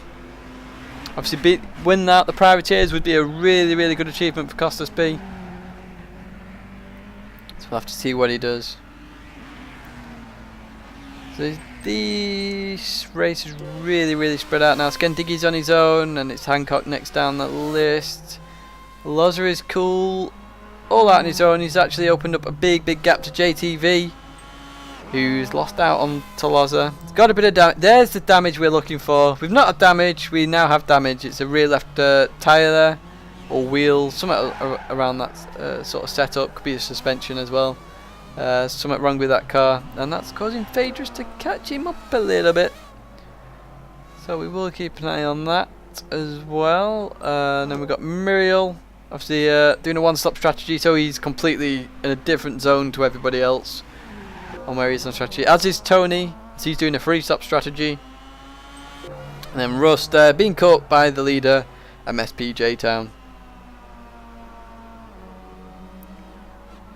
MSP, of course, is sort of a racing community as well that's come over to this PURE Championship to show us what they're made of, and they are doing very well indeed, obviously with J-Town. So in the last race we also had Rico and Juju. Oh, I believe Juju was in the last race. I know Rico was anyway. Juju's in the championship somewhere. And there's also MSP Tomzon and Warwick. We've got Truden in there as well. So they've got a fair few drivers in this. But J-Town is leading the way for that team. And they're sort of saying, look at us, PURE, we're here as well. But it's great to see him racing. As Rusty's really showing a bit of speed here. I thought he would have been lapped some time ago. What lap times is he doing? 149.7. So he's only losing that a little bit of time to MSP J-Town. As J-Town has done a 0.3 again. So yeah, 4 tenths of a second. It's not too much to lose out by. As we're just going to look at the gap between Ghost Driver lost out to Outlaw on that last lap. Nisman lost out to them both, as did Costas B. And Spurgey's catching them both up at a fair pace of knots there. As the 150.1 that he did there.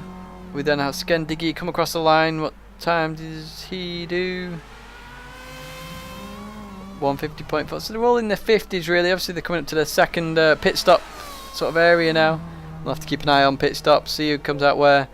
After this next pit stop we should get a good idea of where people are in positions wise, because obviously most people are doing 2 stops. We just have 2 doing 1 stops and 1 doing 3 stops. So that's what we've got to look out for, but nobody's in the pit just yet. Everyone's racing along there on their own way really. There's nobody really close together. There's people trying to catch people. It's mainly Spurgey trying to catch up to Costas B and Nisman. Could be good for Spurgey to catch them just before the pit stops, try and get a bit extra speed on the straights, get a little bit extra time to then jump in the pits and come out ahead of both of them. And it could also mean that Spurgey could catch Ghost Driver. That could be one to watch. We'll have to watch out for that. As we're just watching Russ. I think we'll jump to J-Town and admire some of his driving, his world-class driving that he's been doing in this championship so far with all his race victories that he's done. Very nice looking car, this Lexus Stint. Definitely a nice car to look at. It's got quite a nice body kit, it's quite a wide body kit. The wheel arches give it a very aggressive sort of look. Definitely a car I want to have a little go in myself. As we come around this double left-hander. Russ is definitely keeping up a little bit of a gap to MSP J-Town. I'm not sure if J-Town's just backing off a little bit, trying to hold his tyres. I know Russ will have a bit better tyre quality because he's doing a 1-stop pit strategy rather than 2-stop like J-Town. But yeah, the fields. Oh, there's somebody in the pits. Who's in the pits? Bit further down. It's not Loza. It is Skendiggy. So yeah, it was Skendiggy. I knew there was Honda that pitted quite early on, and he's gonna have to do 49.59. I can do 24 laps on those tyres. So, oh, we've got a few more in the pits actually. And who have we got in as well? We've got JTV and Phaedrus as well. Now, Phaedrus is doing this strategically because he pitted a lot later last time. And we've got Tony coming across the line, gonna come out. He's gonna come out behind Skendiggy. This could ruin Tony's strategy here, because Tony needs clean air to really push his car to the limit, and he's not gonna have that. What sort of lap times is Tony doing? He's doing, where's Tony? 48.4. You definitely need to clean air, and we've also got another battle happening a bit further up the field. Logic is cool is all over the back of Hancock there. So we've got 2 battles to watch out for. We've got 1 on the map. Somebody else is just coming in the pits, and we'll be able to see who that is in just a second. It's Outlaw that's coming in the pits. We also have Nisman coming in the pits, I believe. But we are just watching. Loza is cool. Is he going to make a move? No, he doesn't. But we also have Tony all over the back of Skendiggy as well. Tony and Skendiggy. Now we're going to watch Tony. Is he going to make a move coming down this back straight, or is he going to wait till the actual main back straight? This is very interesting. Is he going to have a look? He looks like he's showing his nose a little bit. He's saying I'm there. Goes in very deep, comes back round. Be nice to see where Tony comes versus the other 2 guys though. As we watch Tony and Skendiggy. Tony needs to get by him, coming up to this corner. Is he going to make a move? He looks to the inside, doesn't, comes back a little bit. Skendiggy's going to really try and defend this now, I believe. As some of our pit stop people have come out the pits, and we'll jump to them in a minute. But we're just watching this battle as Muriel's.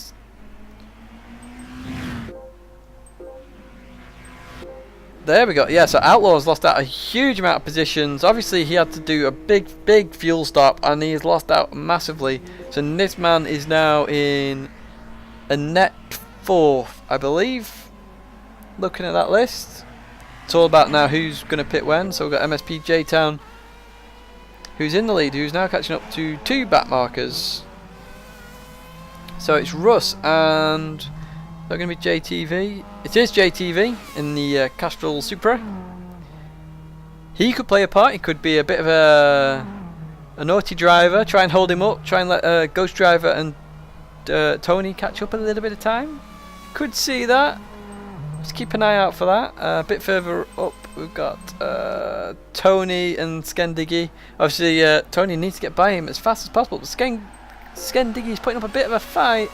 He's going to have full fresh tyres as well as Skendigi. This has definitely ruined Tony's race. This has definitely ruined it. He's got to have to make a move. He's going to have to get all the speed up, go out really wide on this hairpin, and just really put the foot down. And he's not going to be able to do it. It looks like he's just not got enough speed. It looks like Skendigi is going to hold Tony up here. Tony could decide to pit again straight away. We've got a couple more in the pits. We've got Costas B in the pits. We also have Lazarus Cool is in the pits with engine damage. Probably not engine damage. It's probably a bit of a graphical glitch. So we've got Costas B comes out of the pits. Lazarus Cool. Oh, Costas B has just got the jump on Lazarus Cool. Costas B comes out. He's going to get a second gap to try and break that slipstream straight away. And he is indeed. Oh, Costas B has ran a little bit wide. Ran a little bit wide. Didn't want to do that. And unfortunately, I reckon Lazarus Cool is going to catch him. And they're going to have a two-way battle for that position. We've got somebody else in the pits now. And who is that? It's a bit further down the field. Nope, that's actually a bit further up the field. It's Ghost Driver, isn't it? No. Ghost Driver has pitted though. And Nisman's ahead of Ghost Driver. Now that's all based on fuel. So we'll have to watch that. Because if that's the case, either Nisman's not got enough or Ghost Driver's got too much. One of them is right, one of them's wrong, so we will definitely keep an eye on that. We've got lots of people in the pits. I've still not worked out who's in the pits yet.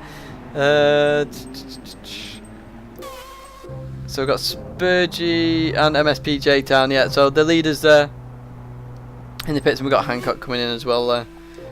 J-Town definitely got this in the bag, I think. Straight out, he's got a full straight to himself. And what's going to happen with Spurgey? Where's he going to come out? We're going to stay on Spurgey, see where he comes out. This is going to be the battle for second position. I believe that's Ghost Driver about to come by. That's Ghost Driver just gone by. Muriel's just gone by. The one-stop strategy, guys. So Spurgey has to overtake him. Outlaw's gone by as well. Outlaw's actually gone by. Outlaw has overtaken Spurgey. Outlaw strategy of it's just not fueling up last time and getting the slipstream off MSP J-Town has really paid off. Outlaw is way in front there. And so Spurgey has to overtake Outlaw. So Spurgey, before all pit stops, was in 3rd position. And Outlaw was in 5th, I believe. And now Outlaw is net 4th. Net 3rd even. Well, it depends what happens with these two. He's net 4th initially, but one of these guys is wrong. Unless they both make it. But then Ghost Driver's wrong for putting too much in. Now if we look at Muriel, Nisman's still got a bit less than Muriel. Muriel's doing the one stop. So we'll go with Muriel. Ghost Driver looks like he's put a bit too much fuel in. So if that's the case, Nisman has done an excellent job. Muriel is doing very well on this one stop strategy. But he's got 20 laps to go yet. And he's got Outlaw that's going to be chasing him down very quickly. So how's Tony doing with Skendigi? They're still fighting neck and neck.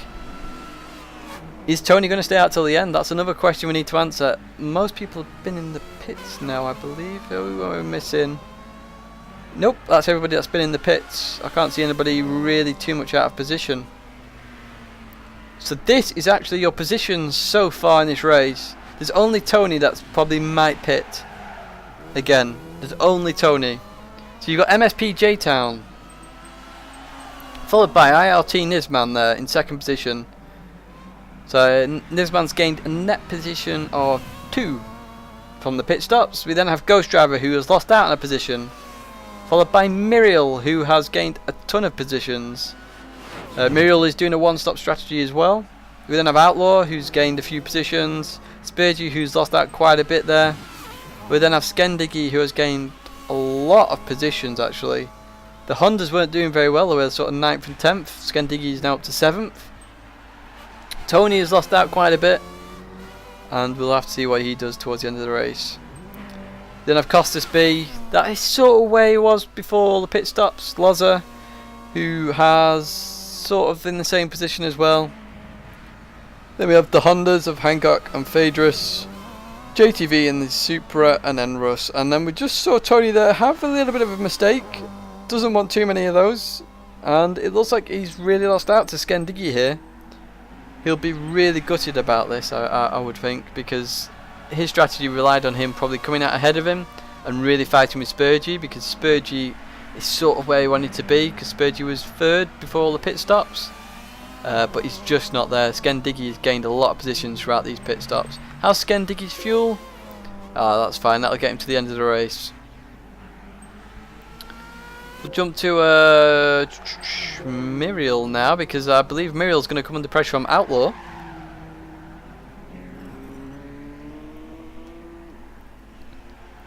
And let's see what Outlaw does to get past Muriel. Muriel's probably not going to fight too much, I reckon. I reckon he'll want to just let Outlaw go, get a bit of slipstream, just keep the time. You got to put this in Muriel's perspective. If he fights, he'll let Spurgey catch up a bit too much quicker than he would have. If he lets Outlaw pass and just uses a slipstream on the straights, he'll just gain time, you know, gain that extra time before Spurgey catches up. And if that's the case, 5th position, that is a very good shout for Muriel there. But we've got to see what he does before that, though. Of course, we've got a long way still to go in this race. Still got less than 20 laps, 18 laps. Working out my maths there. 18 laps to go. And there's still all sorts that can happen. One mistake, remember, and you could be bottom of the pack suddenly. We'll have a look at the live timing screen. As actually, we were not going to look at the live timing stream, as Outlaw is really on the back of Muriel now. We'll have to see where Outlaw does this move. We're going to jump to Outlaw, see what he does. As Outlaw now comes onto this mini back straight. Is he going to make a move here, or is he going to wait? I would think Muriel wants him to go here so he can just get a bit of... There's Spurgey in the background, and Scandigi and Tony just in the background. So this is where all the fighting is going to be. It's going to be wherever Muriel finishes, really. But we've got Outlaw on the straight now. Is he going to make the move? Muriel goes to defend. Outlaw goes to the inside. Outlaw's got this position, surely. Muriel tries to defend around the other. He's locked up. He's gone off. He's done what he shouldn't have done. He's tried to defend it too much. Muriel's gone off and lost out on a huge amount of time. That's going to mean Spurgey's going to be right on his tail. He really shouldn't have done that. He should have just let Outlaw go and just followed in his slipstream, but he hasn't done that. And now Muriel's going to come under big pressure from Spurgey. And then he's got Scandigi and Tony as well. It could help Tony this. If they do catch up to this, Tony could probably use this to his advantage. Try and take them both and get a few extra points. How's Tony's tyres doing? We've missed Tony. There we go. Versus... yeah, they're not too bad. They're sort of the same as... actually better than Muriel's, so... I think Tony could go to the end of the race now on those. If he's careful enough, could go to the end of the race and just try and minimise any damage he would have done. If he pit stops now, he's going to come out way down the field in like 12th, and he'll have a lot of racing to do to catch up. So it is Muriel and Spurgey next, really, on the fight. So it looks like there's a fair few pairs building up once again. There's a big battle going on down the straight there between Hancock and Phaedrus. These Hondas have been battling throughout the entirety of the race. So it'll be interesting to see who comes out on top there, but we're going to jump to Spurgey now, because Spurgey is really catching up to Muriel. As I said, Muriel really should have just let Outlaw go and just stayed behind him, but now he's going to be under attack from Spurgey. It's now whether he defends or does the exact same thing again. What's he going to do as Spurgey comes on the back straight? He's going to have loads of speed here. That GTR is very quick in a straight line. What's he going to do? He's going to go for it. Is he going to go for it? No, he stays behind. So Muriel holds onto that position for now, but Spurgey is going to be very close. And look at that gap, it's tiny. Not quite sure whether I like that last corner. It's really, really hard to do when you're racing, so these drivers are doing a great job there. Spurgey goes to the inside, coming up to the first corner. It's a double right-hander. Doesn't quite do it there. Oh, and he does. Muriel's ran a little bit wide. Second part of the corner.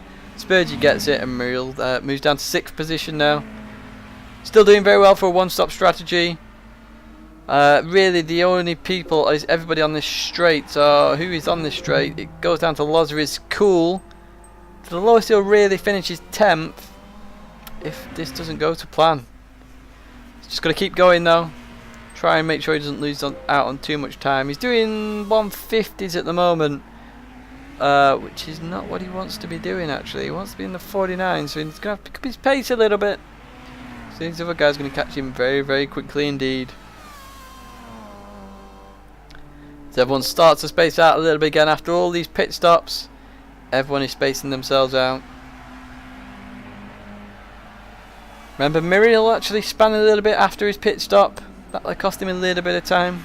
Didn't want to do that. He wanted to just try and maintain a decent solid pace, not really push. But Tidgney, as we watch now, is going to be the next one on his list. This Honda obviously sounding very high pitched, and it's going to want to really push. It's a Honda that it's this Honda in particular that's really impressing compared to the other Hondas, as they're just battling a bit further down the field, and Tidgney has really pushed himself up this through strategy and just driving in a good way. And look at that, he's 7th. He wasn't 7th before the pit stops, that's for sure. Actually losing Tony a little bit there actually. Tony is definitely dropping off here, so it's Tidgney could catch up to Muriel. I'm not sure he'll catch up to Spurgey. And that will be another position for that Honda. Obviously you always want to beat your teammates.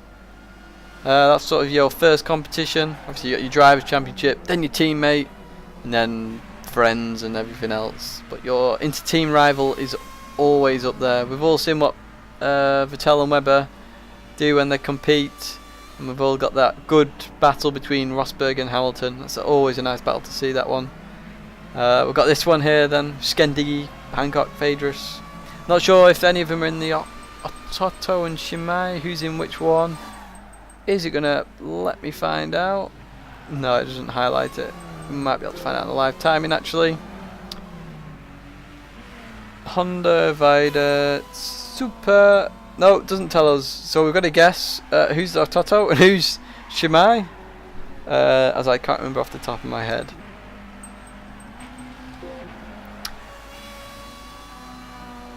What we can do actually, just an idea, is we'll have a look at what the grid positions actually say. We'll have a look at we'll have a look at the grid positions because they had the teams on.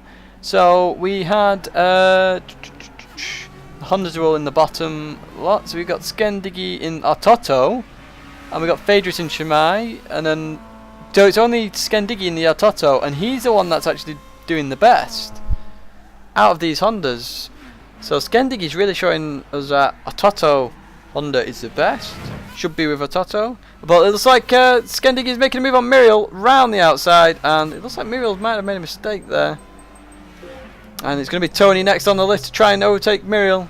Now these two are the ones with the worst tyres in this race so far.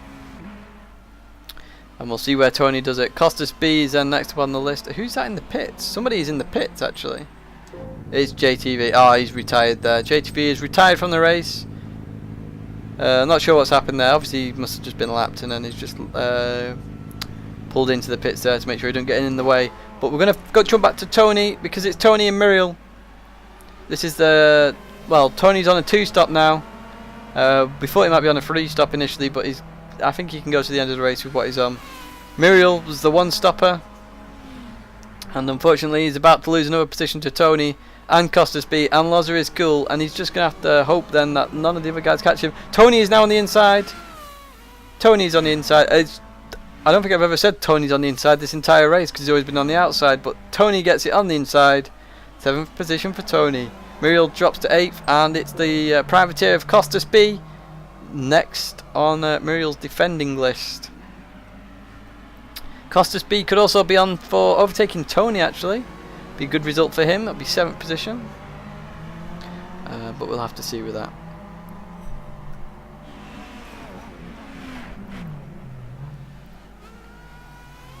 as he comes around that hairpin. That's the straight, but Muriel's going to have to slipstream, as is Costas. It's wherever Muriel breaks. If he breaks really early, Costas could have it. Muriel defends slightly. Oh, Muriel defends in the middle of the road. Little tap. And Lazarus Cool's trying to take advantage of this. Lazarus Cool is trying to do this and doesn't do it. They're all pulled back into line. So there's a little tap. Muriel had a bit of a slide on. Costas had a bit of a slide on. And Lazarus Cool's got on the inside. Wow, Costas had a bit of a slide on the exit of that last turn. Loza took full advantage of that and overtakes him for 9th position. Now Loza's going to be the one to try and overtake Muriel. Fortunately for Muriel, after these guys have passed, it is going to be a very long way back to Hancock. So he should be able to survive that, surely. But we'll just have to see on that. Let's see what Loza does on this little back straight that we have here. It's a right-hander next, so he wants to be on the right-hand side to really try and get that position. But no, he's not there yet. That Muriel's managing to... Oh, he's got side... Huge drift there. That's not going to help his tyres at all. That is not going to help at all. And his tyres must be ruined. They look very ruined indeed. And he's still got 10 laps to go on those tyres. But if he pits, he loses out. But he could pit and then just do a fast few laps. Maybe even get the fastest lap. We'll have a look at the fastest. Oh, we've got Tony a bit all over the place there. As like Muriel ran a little bit wide. He did indeed. And Loza's on the... it'll be the outside for the hairpin. He's trying to get the slipstream off Tony, but Muriel tries to stay on the inside. No, Muriel doesn't do it. That's Lazarus Cool up to 8th position. Costas B is next on the list. But once again, Muriel's going to have to slipstream, but he keeps sliding. That car doesn't have much grip left. So it's where Costas B can capitalise on any mistake that Muriel does. As you approach the end. We've also got Lazarus Cool. Now I'm going to jump to Lazarus Cool because he's all over the back of Tony here. And Lazarus is going to get 7th position, I think, because Tony's got worse tyres. Who's next on that list? Is Scandigi just up ahead? He is just... Loza could be on for 6th position. That'd be a very good result for Loza if he can do that. So we're just going to watch somebody run really wide. That was Muriel running really, really wide going into that first corner. And yeah, Costas B has overtaken him there, but we're going to stay with Lazarus Cool as he jumps to the inside. Is he going to do it? He has, he's done it! Lazarus Cool up to 7th position. Really good move there, planned it well, and got that 7th position from Tony. Tony is just trying to minimise the damage now in this championship. He's just going to stay out there as long as possible. And Lazarus Cool is going to try and go for Scandigi next. We saw this in Tokyo where Loza, after the pit stops, just broke away from everybody and just went moving up the field. And it looks like he's doing it again. So Loza is somebody to watch out for in the second half of a race, definitely, because he's always there. And we're definitely going to keep an eye on this Lexus. Petronas Tom's Lexus, obviously different team to MSP J-Town in his Denso Sard. But only one of each of the teams here at Twin Ring Motegi. Alright, so who's next? Is Loza going to catch Scandigi or is Costas going to catch Tony? Be very interesting to see who catches who first. So Loza comes down to this right-hander. So once you get in the slipstream, you can catch them really, really quickly along these straights. Obviously, there's lots of straights with lots of fast bends as well. Tony sliding a bit there. Don't want to be doing that too much because Costas will catch him very, very quickly. Excuse me, I've got the hiccups. And that's Loza now crossing the line. Start lap 52 of his race. And we've got somebody in the pits. Who's that? No, it's Tony pulling off. Tony's retiring. What's happened to Tony here? He's set off again. I'm unsure what's happened there. Is he retiring? I believe Tony's retiring from the race. Our second retiree. He's paused the game there. He's retiring. Tony's retiring from the race. So unfortunately he's now dropped to 12th position. I'm surprised because he could have kept in that. He could have kept in that to try and win the Drivers' Championship. But He's dropped out, so he's going to lose a fair few points there. 10 points maybe. Plus the main difference to MSPJ Town as well. Just looking up a bit further at the field, I just looked at the map. And Ghost Driver is catching Nisman now. Where's Nisman on fuel? Is he going to have enough? That's another...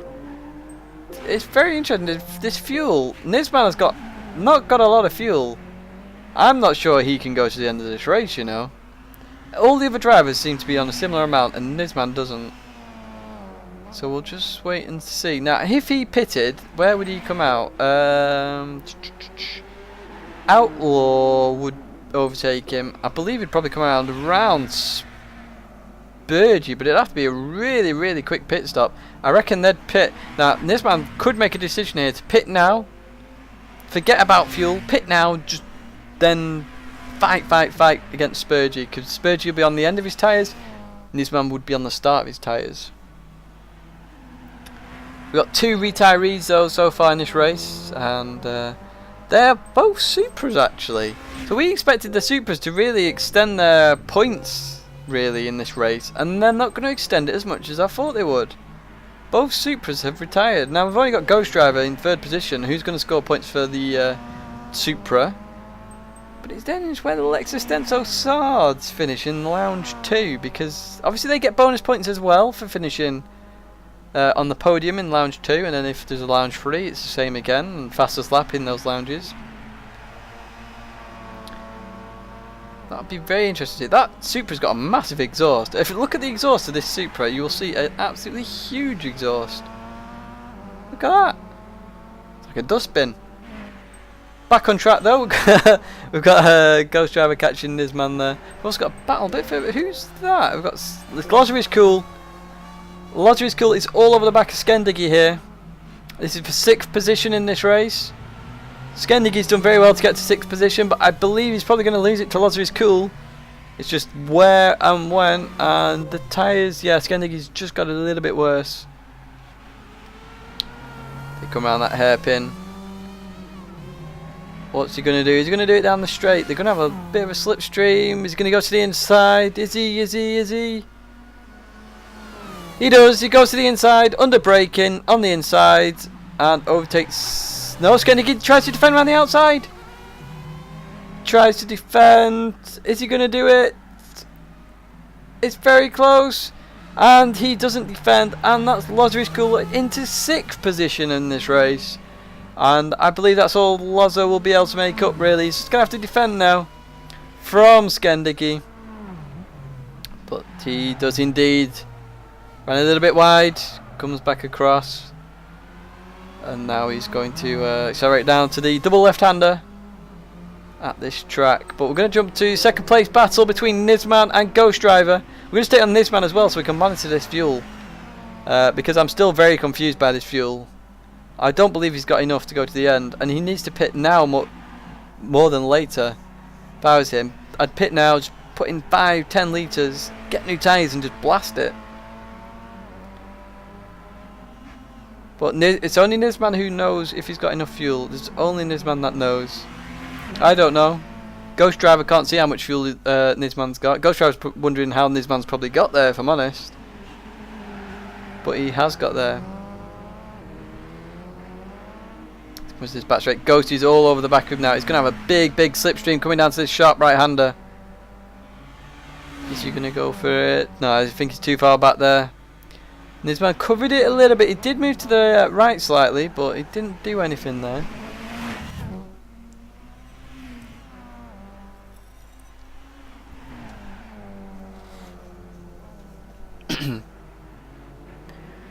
They come onto this home straight now. Start lap 55. That fuel gauge gets ever lower on Nisman. I don't believe he can make it to the end of the race on that fuel. There's no way. Not when goes well. It was 10 laps of ish for a quarter. I would have said, and they've still they've got 8 laps left.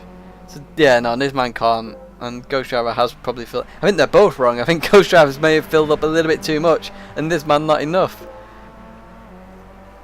But in either case, I'd rather be in Ghost Driver's shoes than Nisman's. I'd be sweating a little bit if I was Nisman. But he's still keeping this second position for now. He doesn't want to let it go. If I was him, I'd let it go. Try and get some clean tyres. Imagine low fuel, clean tyres. You could absolutely go for the fastest lap. You'd lose out on a little bit of points. But you get some back for that fastest lap. As he runs a little bit wide, Ghost Driver looks to the outside, but it's no good for this right-hander. And then we're going to come on to this mini back straight. So many back straights on this track, but this is the mini one. And this man, he's really all over the place. He tried to slow down on the apex there. Ghost saw it coming. He's gone to the left hand side, and his man to the right hand side as they come to the hairpin. Still, Ghost Driver stays behind. As they now come on to this, the back straights. He's very close now, Ghost Driver. He's definitely going to make a move coming into this right hander. He does indeed. I thought he was staying behind him for a second, but he does look, and he brakes. And that's Ghost Driver through into second position where he was before the pit stops. He's now there again. He's had to work for it though with this man, and this man pits. This man does what he should have done, I believe, and he's running. Ooh, that was a bit of a Larry pit entrance. So he's done what I thought he should have done a couple of laps ago. He's now pitting. Now this is all about where this man comes out. What's he going to do? What's he going to do? How much fuel is he going to put in? Let's see. So I'd stop around now. Stop, fuel, stop. There you go. That's good. Now he should definitely be to the end of the race. He's lost out big style low, and he's come out behind Costas. They were having a battle earlier on when Costas didn't put a lot of fuel in. That's cost him a huge amount of time, but this man can come back from this. He's going to have clean tyre. There we go. Look at him. He's flashing his lights. He's saying, get out of my way. I've got some racing to do. Flashing his lights straight away. Get out of my way. But they're not teammates. Remember, Costas is a privateer. He doesn't have to move out the way. Oh, he's made a little mistake, though. He's made a little mistake. And this man is now going to be all over the back of him. Looks to the inside. Pulls back. Are we going to see these lights go again? Are we going to see him go? Outlaw is now into third position. I didn't realise that. Outlaw is into third position. He's going to have Spurgey on his tail, though. So that'll be a good finish for Outlaw. Seems like he was behind Spurgey before the pits. But it's all about what Nisman can do now. Nisman could probably get himself back up to 5th position, which isn't too bad if to say he's pitted 3 times in this race. Is he going to make a move down the straight? The good thing is that Costas doesn't have any slipstream to go into. So it's all of Nisman's slipstream that he just uses and goes by. Be like, whoa! Bit of a slide there by Costas. That's going to cost the slipstream down. A little bit of tactical as well, isn't it, really? But nah, this man's definitely got this. As he goes to the inside, they both break, and this man easily gets that position.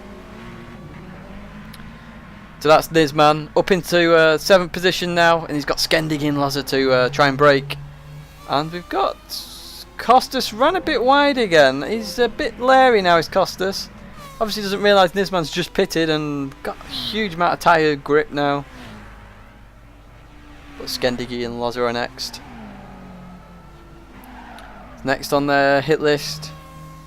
Outlaw is still ahead of Spurgey. Just looking at the map, MSP J-Town's got a huge lead. Look at the gap between those two drivers. And then we've got Outlaw, Spurgey. They're the closest. It'd be quite funny to have those two have an epic battle at the end. But we're going to jump back to Nisman, because Nisman is the guy to watch in this race now. There is 6 laps to go, including this one they're on. And he has 6 laps to try and overtake 2 cars. There's no way he's really going to catch Spurgey unless Spurgey and Outlaw knock each other off. Of course, they were involved in that accident at Monza, where 4 cars were involved. Ghost Driver, Tony, Outlaw and Spurgey, and it was Outlaw and Ghost Driver who came out worst out in that situation. But it's Nisman, he's got a lot of pace in this car. I can see him going for a fastest lap as well. He must do. So Skendigi is next on his list. The Honda doesn't have that much straight line speed, so I can imagine it being quite easy for this GTR, which does have a lot of straight line speed. We jump to lap times here. Let's have a look at Nisman's sectors. So he's a 10th up in the first sector. He's 4 tenths up in the second sector. He's 4 tenths up in the third sector. That's his second a lap. We'll have to see what his lap time he does as he comes round the sharp right hander. He's got the last corner, or last little section to do now. He's going to be feeling those tyres and think he's in a dream at the moment, because those tyres will be as grippy as anything. What's the lap time that he does? Everyone else is 50s in front of him. He's a 49.3. He can go faster though. He's done a 48.4. And on the note of fastest laps, actually, we've got MSP J-Town, who's done a 47.9. That's faster than his qualifying lap, and that's J-Town more than likely getting the fastest lap points as well. He's getting all the bonuses in this race. He's really going to maximise the Drivers' Championships gap between him and Tony. So excellent move there by J-Town to get the 47.9. That's a stonking lap, that. But Nisman is now catching Skendigi. Once he catches him, it's where he's going to get him. That's the next question. He's got 5 laps to decide. 5 laps, 2 cars, and all the strategy in the middle to try and overtake them. While Nisman's racing around, actually, we're just... yeah, he's not going to catch him straight away. Let's just check fuel, make sure everyone's doing okay for fuel. It seems Nisman's still got the least amount of fuel. Oh, Muriel's got the least. Is Muriel going to last the race? Now, Muriel just had to stay out of trouble, but Hancock's catching him now as well. Is Muriel going to last? We'll keep an eye on that. And then we've got Tony and JTV out there. So it's just Nisman and Muriel. We've just got to keep an eye out on. Be very interesting to see if Muriel makes it. Muriel was on a one-stop strategy. I assume he filled up full. So if there's been an error, it will have been pitting too early because he couldn't have put in enough fuel. So we will see on that one. But Nisman is in the slipstream now. Skendigi, what's he going to do? Is he going to do it on this part, or is he going to wait? He waits for the next one. Goes in very deep. Being very aggressive now is Nisman. He's using all that tyre grip. Doesn't have to save the tyres. It's just a go, go, go. It's like quali laps every lap. And he goes to the inside of Skendigi. As he comes up to this double left-hander, he's on the inside of both. He should get it. He does indeed. That's Nisman back up to 6th position. He's just got one more position to get to 5th, and that means he only dropped 2 positions for nearly running out of fuel. That isn't a bad recovery at all. But we're going to see what he does now.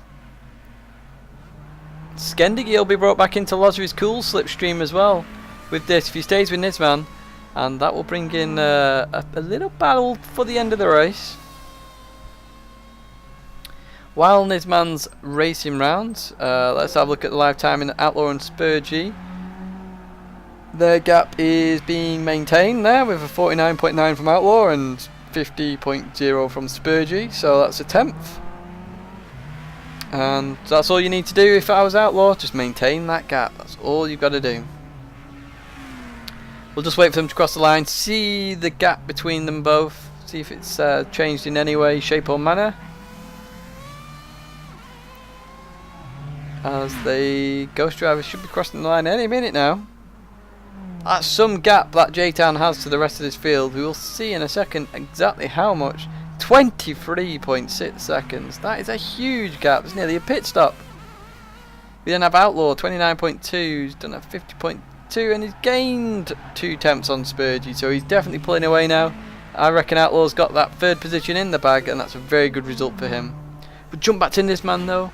IRT Nisman, what's he going to do with Lozeri's cool? And it looks like Skendigi has not actually kept up with Nisman.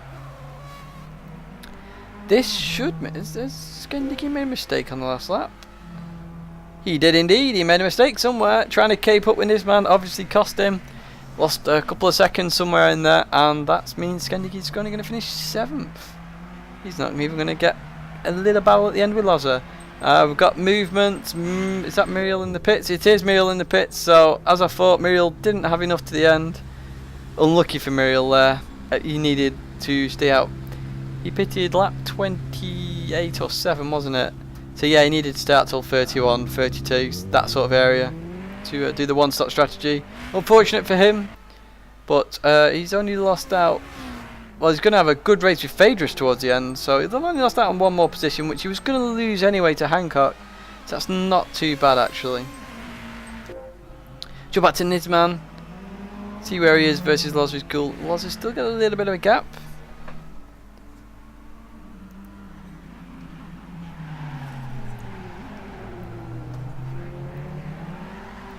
As we're approaching the 2-hour mark in this race now. A really long race this has been. But Nisman's definitely in there now. He's definitely in the slipstream. It's now a matter of time. Where's he going to pick it out? Is he going to be strategic maybe? Is he going to wait a little bit and just say, I'll take you on the last lap. Let's do this properly. Let's make sure you don't come back at me. Could do that, but he's got so much grip on his tyres. He could probably just run away with it. I mean, if you look at Loza, he's halfway on his tyres where Nisman is full on his tyres. Let's hope he's got enough fuel because that fuel gauge is getting rather low again very quickly. I wouldn't want to see him pit again. And he's very, very close now to Loza. Very, very close. He must be looking at his fuel gauge going, did I work this out right? Because that is dropping very quickly. But we're going to stay with Nisman.